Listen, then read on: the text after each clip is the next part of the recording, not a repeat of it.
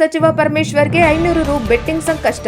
FIR ದಾಖಲಿಸಿ ತನಿಖೆ ನಡೆಸುವಂತೆ ಕೋರ್ಟ್ ಆದೇಶ.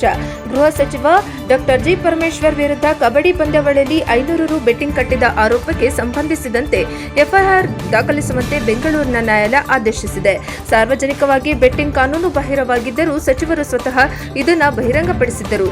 ಇದೀಗ ತುಮಕೂರಿನ ಪೊಲೀಸರಿಗೆ ಸಮಗ್ರ ತನಿಖೆ ನಡೆಸುವಂತೆ ಸೂಚಿಸಲಾಗಿದ್ದು, ರಾಜ್ಯದ ಕಾನೂನು ಪಾಲಕರಿಗೆ ಇದು ದೊಡ್ಡ ಮುಜುಗರ ತಂದಿದೆ.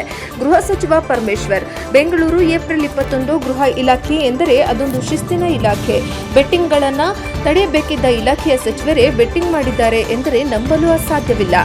ಆದರೆ ನಂಬಲೇಬೇಕು. ಕಬಡ್ಡಿ ಪಂದ್ಯಾವಳಿಯೊಂದರಲ್ಲಿ ಕೇವಲ 500 ರೂಪಾಯಿ ಬೆಟ್ಟಿಂಗ್ ಕಟ್ಟಿದ್ದಾಗಿ ಹೇಳಿಕೆ ನೀಡಿದ ರಾಜ್ಯದ ಗೃಹ ಸಚಿವ ಡಾ ಜಿ ಪರಮೇಶ್ವರ್ ಅವರ ವಿರುದ್ಧ ಇದೀಗ ಎಫ್ಐಆರ್ ದಾಖಲಿಸಿ ತನಿಖೆ ನಡೆಸುವಂತೆ ನ್ಯಾಯಾಲಯ ಆದೇಶಿಸಿದೆ. ನಾನು ನೀಡಿದ ಹೇಳಿಕೆಯೇ ಈಗ ಅವರಿಗೆ ಸುತ್ತಿಕೊಂಡಿದೆ.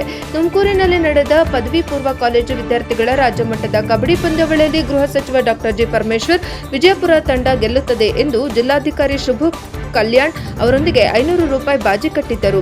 ಅಂತಿಮ ಪಂದ್ಯದಲ್ಲಿ ದಕ್ಷಿಣ ಕನ್ನಡ ತಂಡವು 36-26 ಅಂಕಗಳಿಂದ ವಿಜಯಪುರ ತಂಡವನ್ನು ಸೋಲಿಸಿತು.